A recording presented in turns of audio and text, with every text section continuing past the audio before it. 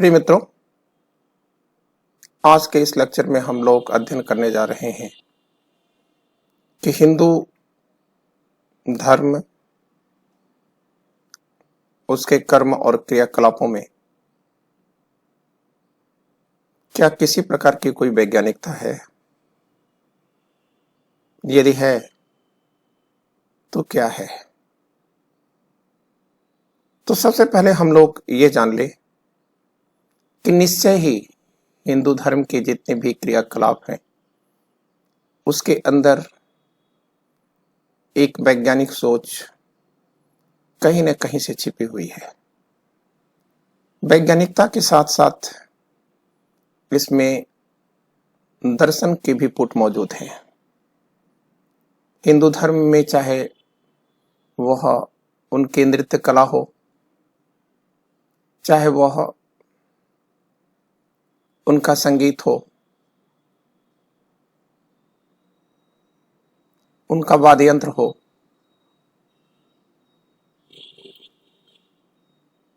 ये सभी कुछ वैज्ञानिक अवधारणाओं पर अवलंबित हैं। यहां सबसे पहले हम आपसे ये चर्चा करना चाहेंगे कि संगीत की कोई अपनी भाषा नहीं होती है। पहला ही है कि संगीत की कभी अपनी कोई भाषा नहीं होती है, और यदि इसको शब्दों में बांधा जाए तो उसे विकृत संगीत कहा जाता है।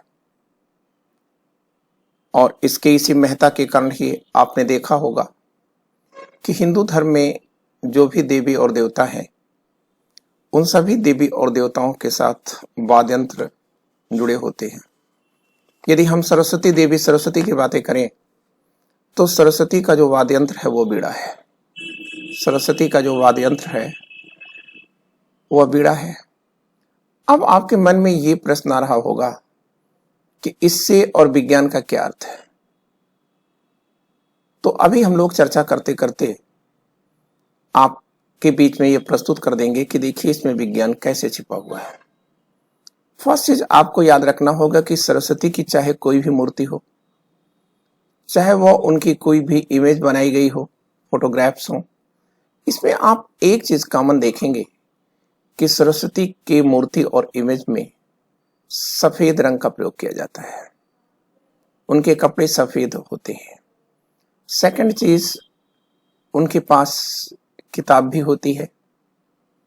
और थर्ड चीज, उनका हाथ बीड़ा पर भी टिका होता है। वास्तव में इसमें एक दर्शन छिपा हुआ है।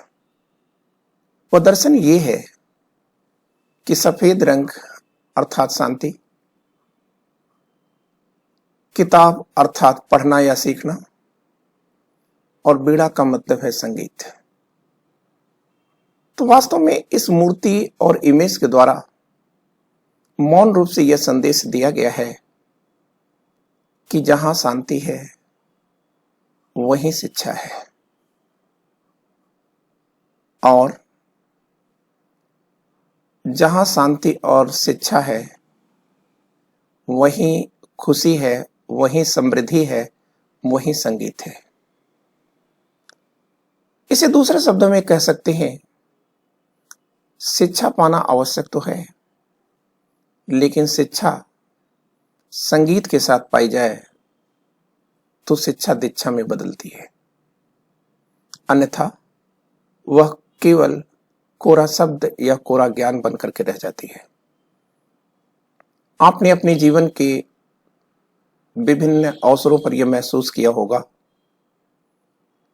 कि जो संघर्षशील जातियां हैं या संघर्षशील धर्म है, वहां पर जो शिक्षा का स्तर है वो बहुत ही न्यून है। लेकिन जहां शांति है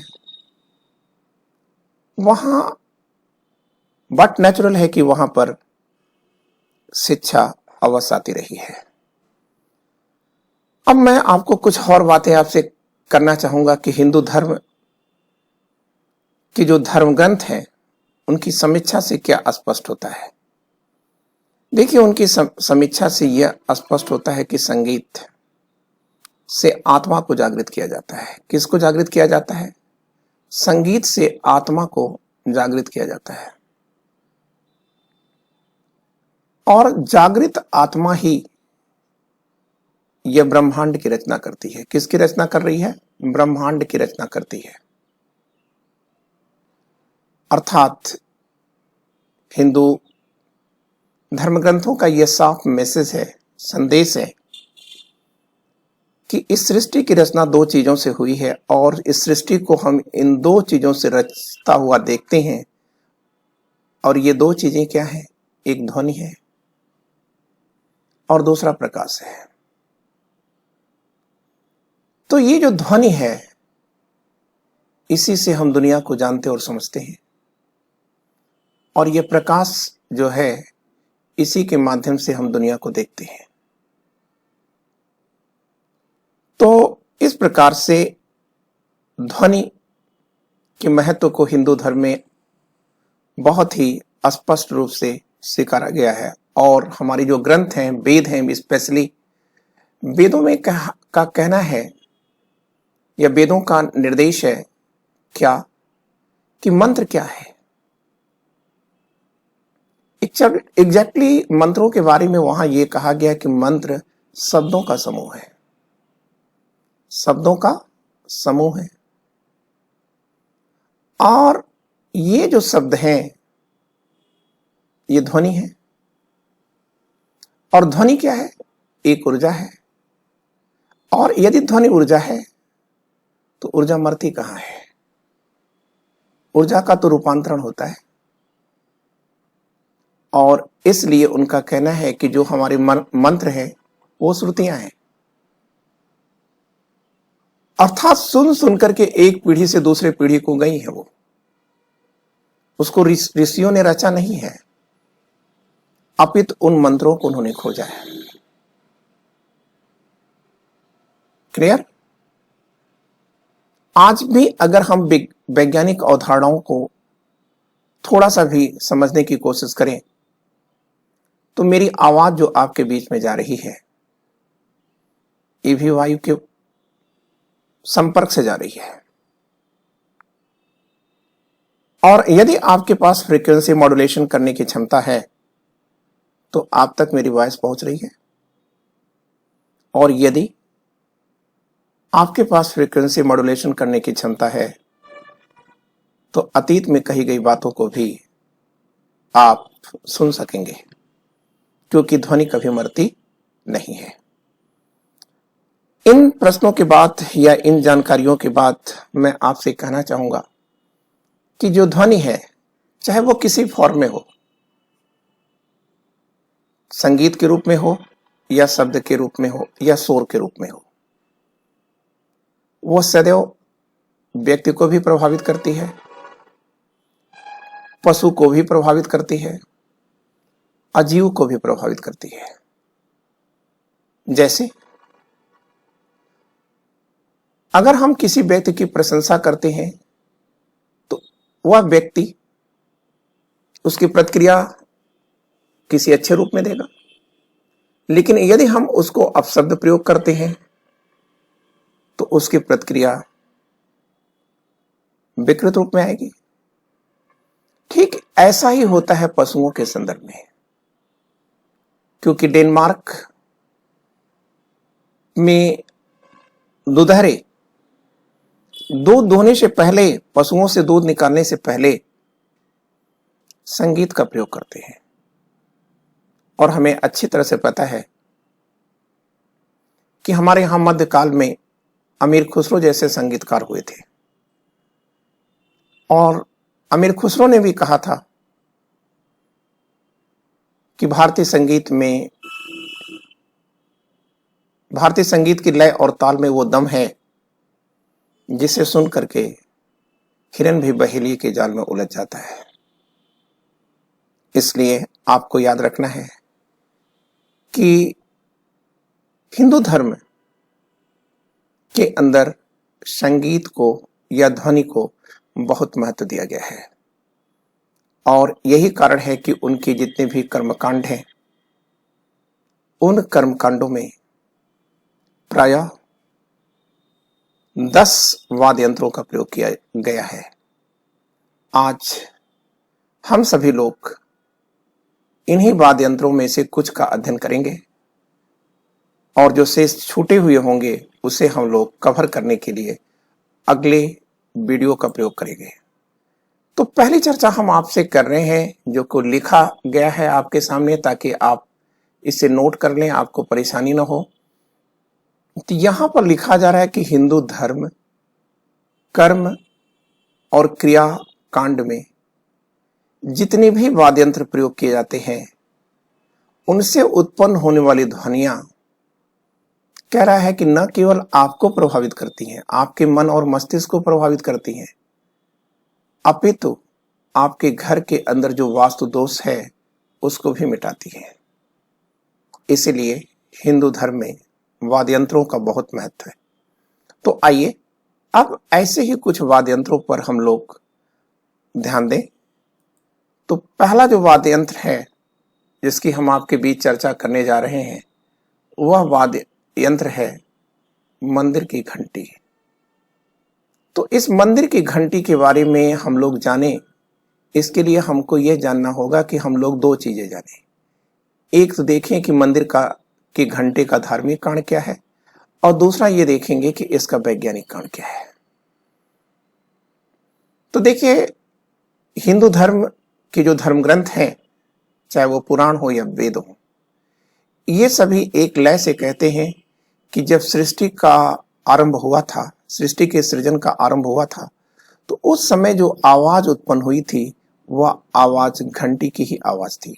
और इनका कहना है कि जब इस सृष्टि का प्रलय होगा तो वह प्रलय के समय भी जो आवाज आएगी वह आवाज घंटी की ही आवाज होगी। अब धार्मिक दृष्टिकोण से कहा जाता है कि जो घंटी की आवाज है, इस घंटी की आवाज से हमें क्या लाभ मिलता है। हानियों की चर्चा तो इन्होंने नहीं किया, लेकिन लाभ के बारे में जरूर बताया है। तो लाभ क्या मिलता है? तो पहली चीज ये है कि वातावरण शुद्ध होता है और पवित्र बनता है। अब आपके मन मस्तिष्क में ये चीज आ रहा होगा कि ये वातावरण शुद्ध और पवित्र कैसे बन गया, घंटी के बजाने से ये वातावरण शुद्ध और पवित्र कैसे बन गया। ठीक है।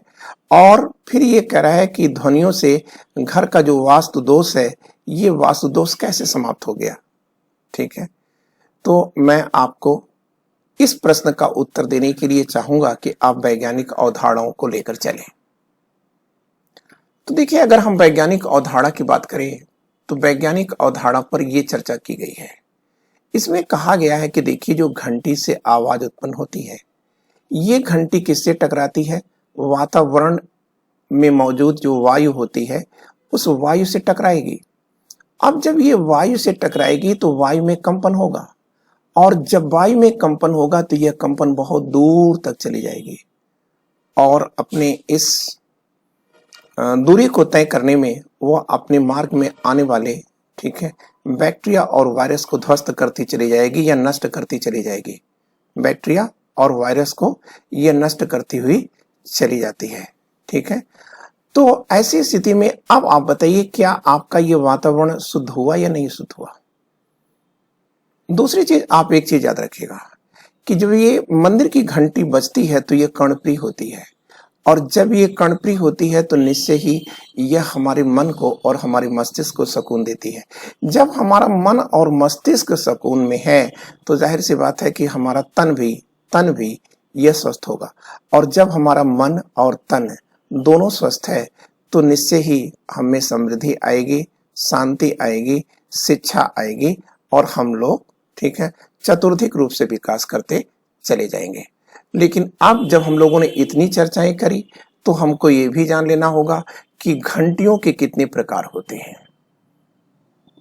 तो प्रिय मित्रों, घंटियों के 4 प्रकार होते हैं। एक होती है गरुड़ घंटी, दूसरी होती है द्वार घंटी, तीसरी होती है हाथ घंटी, और चौथा होता है घंटा।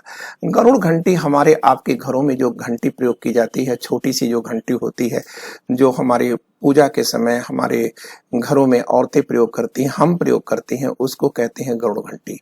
लेकिन जो द्वार घंटी होती है, ये द्वार घंटी क्या होता है, तो आप कहेंगे कि हमारे द्वार पर जो है जो घंटियां लगाई जाती हैं, ठीक है, उसको द्वार घंटी कहते हैं।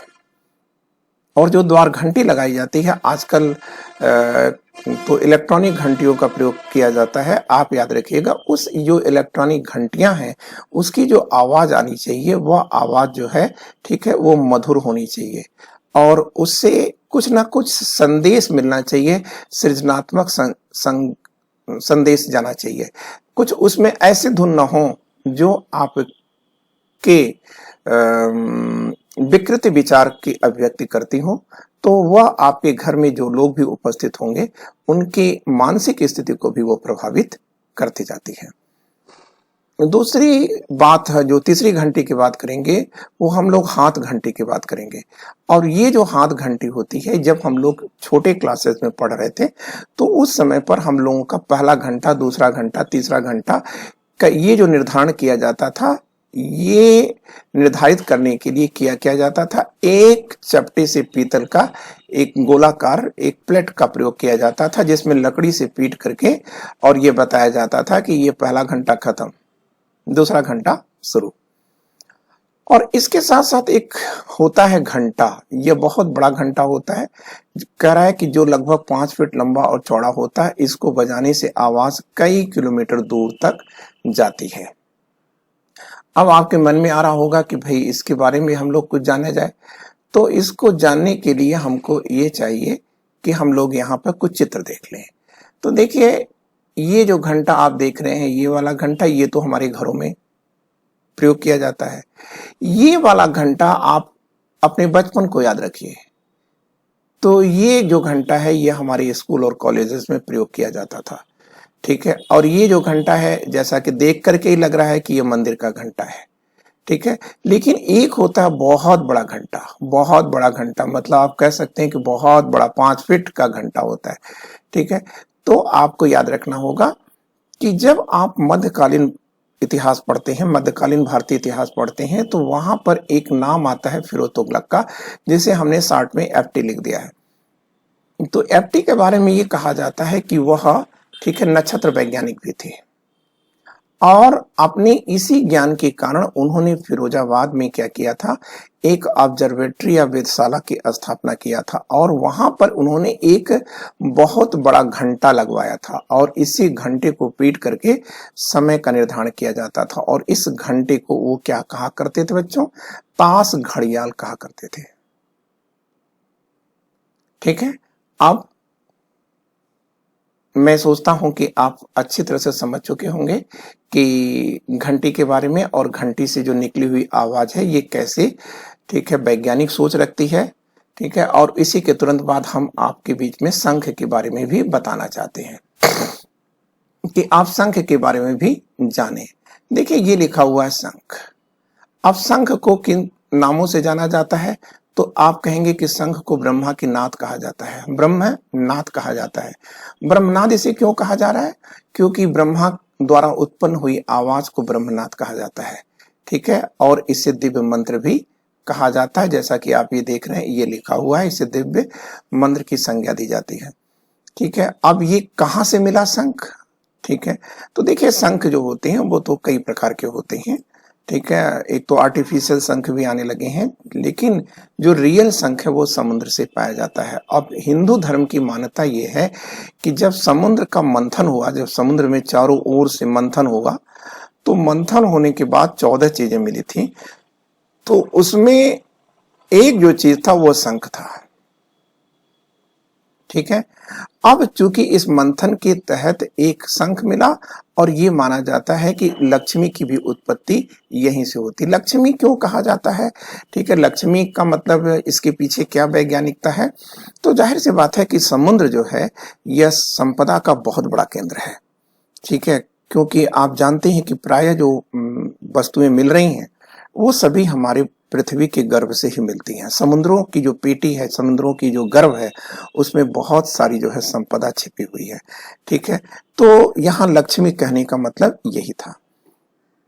तो चूंकि शंख पुरुष है पुल्लिंग का प्रतीक है और लक्ष्मी स्त्री का प्रतीक है। इसलिए हिंदू लोग कहते हैं कि ये जो चीजें हैं ये भाई और बहन है, ठीक है। इसलिए जहां शंख है वहां लक्ष्मी का निवास होता है।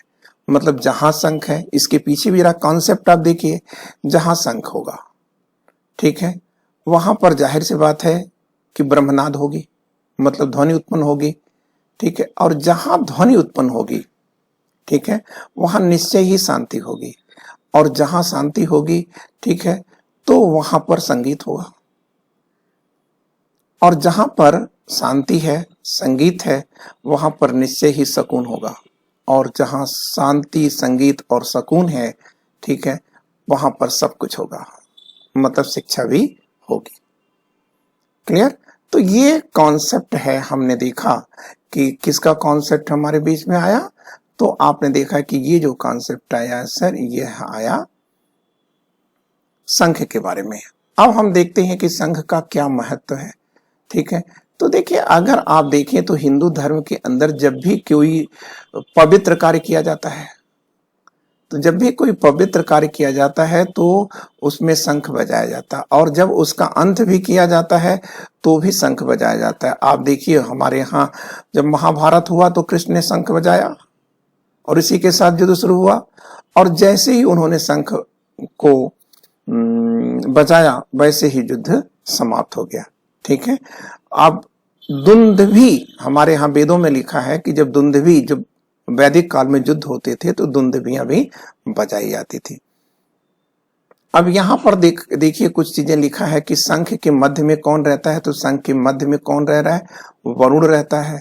और पृष्ठभाग में कौन रहता है, ये सब लिखा हुआ है, ये आप देख रहे हैं। ये पृष्ठभाग में ब्रह्म मिलता है और अग्र भाग में गंगा और सरस्वती नदियों का वास होता है, ठीक है।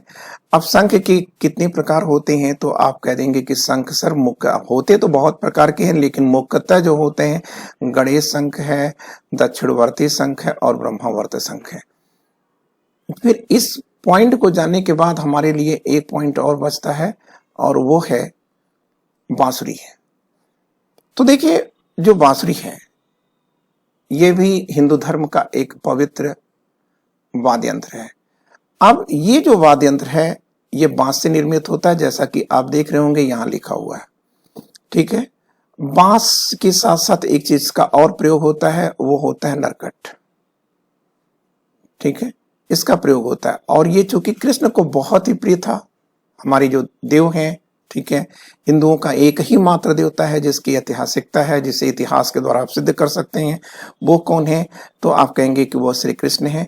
अब ये जो श्री कृष्ण है, इनको ये जो है मुरली या बंसी ये बहुत प्रिय थी, इसलिए कृष्ण का दूसरा नाम मुरलीधर भी है, ठीक है। अब उसके लिए आप कह सकते हैं कि इसे बंसी भी कहते हैं, बेड़ू भी कहते हैं, बंसिका भी कहते हैं।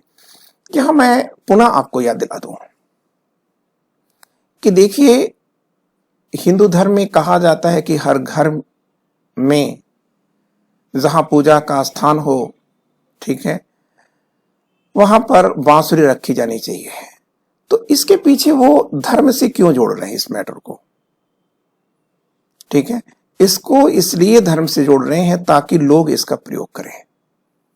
अब जब लोग प्रयोग करेंगे तो जाहिर सी बात है कि जिस घर के अंदर सुबह और शाम को, ठीक है, मुरली बजेगी, ठीक है, तो निश्चय ही वहां पर एक हंसी खुशी का माहौल होगा, ठीक है। और ऐसी स्थितियों में मन और मस्तिष्क ये दोनों शांत होगा, ठीक है।